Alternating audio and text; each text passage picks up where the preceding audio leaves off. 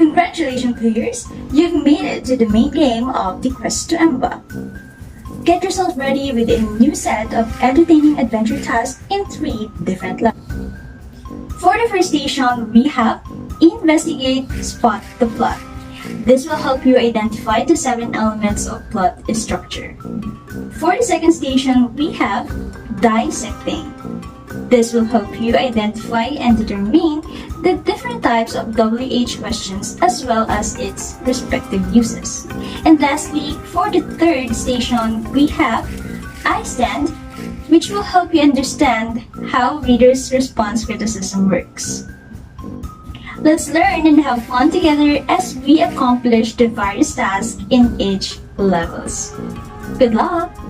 Welcome to the Investigate's authorized area of the first station. You're invited by the council in this secluded inn to probe and investigate the scenes of Emba. It is a play written in Bicol by Bicolano playwright named Sari Saysay.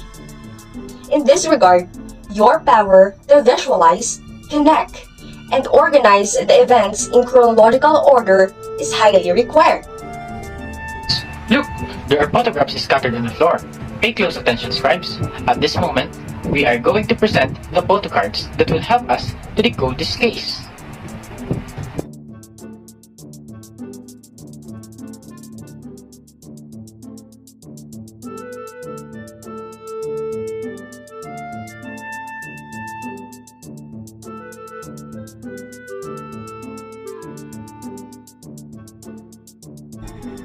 We have here a file containing Mr. Gustav Freytag's ideas.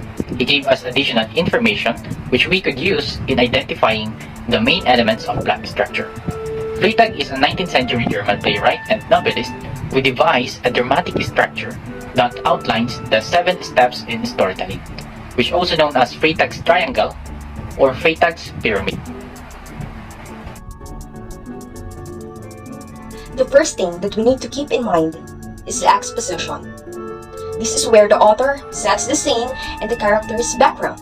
Now, which among the photo cards shows the introduction of the character and the setting? You may go back to the photo cards and analyze them one by one. Secondly, inciting incident. This happens when the characters react to something that has happened and it starts a chain reactions of events. Can you spot the part of the plot where the characters started to react on a certain event? Thirdly, the rising action. This is where the complication and the problem that the characters are trying to solve gets more complex. Now, this tension contributes to the climax. Now, let's go back to the cards and spot this part.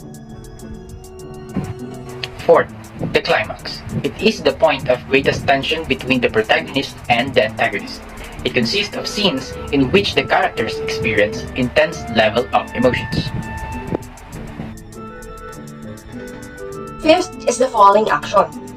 This is the result of the climax, which contains a reversal, or where the characters show how they are being changed by the events of the climax. Now, which among the photo cards supports this part? Sixth is the resolution. This is the part where the character solves the problem or conflict. Which photo card supports this part? Lastly, the denouement. It is a French word for the ending or tying up of loose ends. This is where the story reaches its conclusion. Now, which among the photo cards supports this part?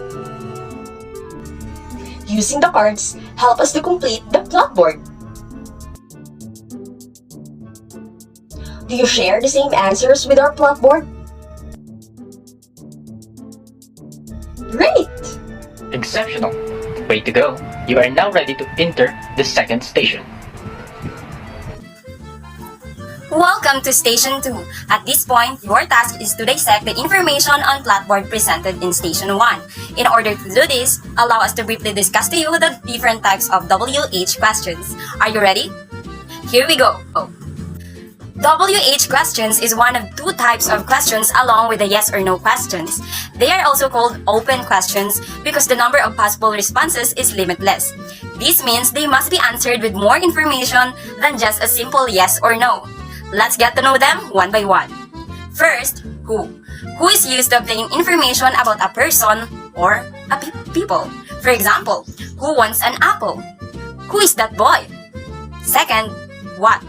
What is used to request information about somebody or something. For example, what happened? What is the name of the place? Third, when. When is used to obtain information about the time period in which an action occurs. For example, when is the mass? When can I see you again? Fourth, where. Where is used to obtain information about the location of a person or thing. For example, where is your car? Where have you been? Why. Why is used to obtain information about the reason something happens or the reason somebody does something. For example, why is the street closed? Why did Alex leave? And lastly, how. How is used to obtain information about the way something happens or the manner or way somebody behaves or does something. For example, how was your mother? How has the weather been? Are you still there? Now that you've learned about the different types of WH questions, let us now try to use each of them to dissect the information stated in the plot board. Let's see if you truly understand the meaning and uses of each type of question. With that, here are the questions. Number 1. What does Emba mean? Number 2. Who are the characters in the play? Number 3. Where did the events in the play take place? Number 4. What is the conflict in the play? Number 5. When did the events in the play start to get complicated? Number 6. Why do you think there is a conflict between the people living nearby Emba? Number 7. How does the possible expansion of Embarcadero affects the lives of people living nearby? Not so fast, player. I'm done with my part, but we're not yet. This is not the time to have your brains work out. So with the worksheet provided, you have to answer all the aforementioned questions. Okay? Reminder, as a journalist, you have to remember and know all the details about your coverage. Make sure to keep that in mind all the time. Okay? Good luck! Welcome to Station 3. Finally, you are now at the end of the valley. At this point, using the information obtained in the previous station, it is now your turn to let your voice be heard.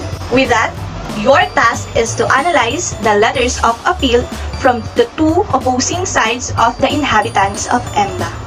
To help you in creating a sound response as a reader, allow us to discuss to you the reader's response criticism.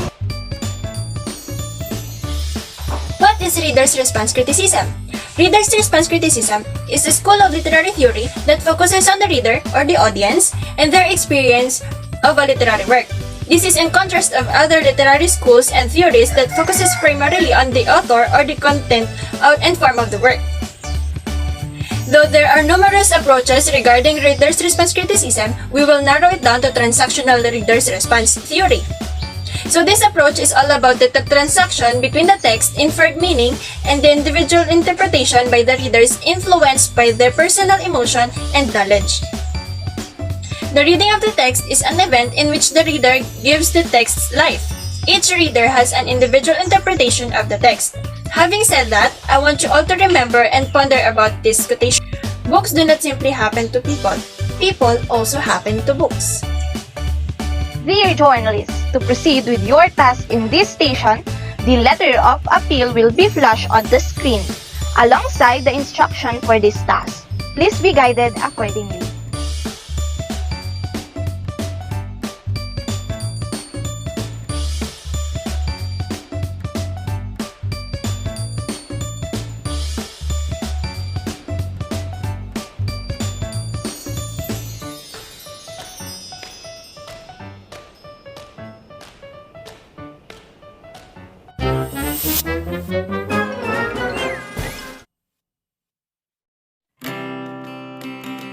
Have you ever read a play that's written in Bicol? If not, We'll be the one to guide you.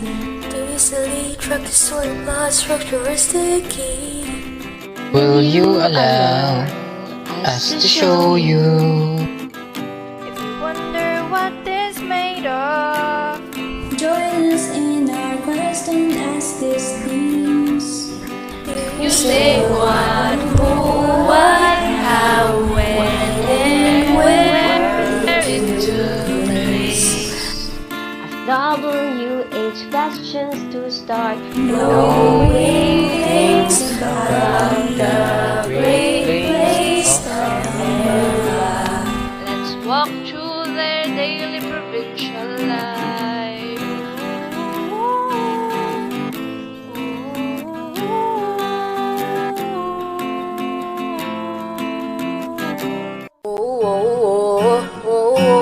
Hello readers, let's focus on experience. While reading, how text connects to readers. One that we can redesign. Exposition, setting in characters, introduction. Rising action where everything is a little exciting. Story, climax, the high point for story's tension. Falling action, the conflict makes way to resolution. Resolution, also known as the denouement. This is where you give the end story. These are the elements of life structure.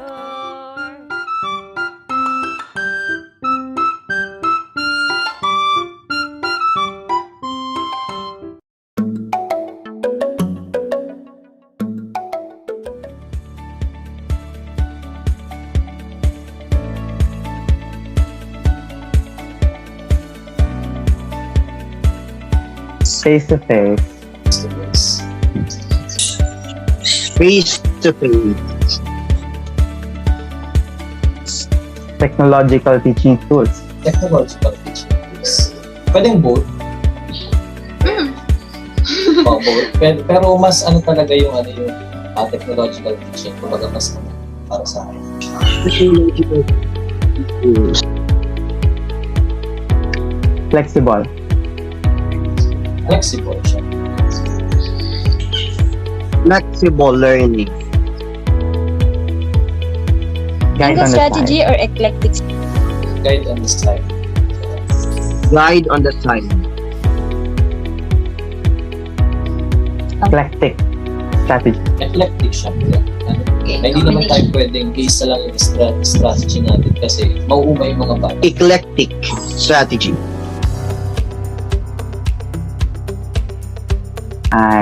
It is a trend ngayon. Sipil. Strategy. Okay. Essential is the word. Kaagapay. Vital. The teacher is an asset. Eager. Flexible. Natututo ka din kasi ako sa learner kaya ang word ko is explorer. Versatile. Yes. Rocky road. Two words yun ha. Rocky road. Ang word na naisip ko po dyan ay worth it. Helpful. Trend.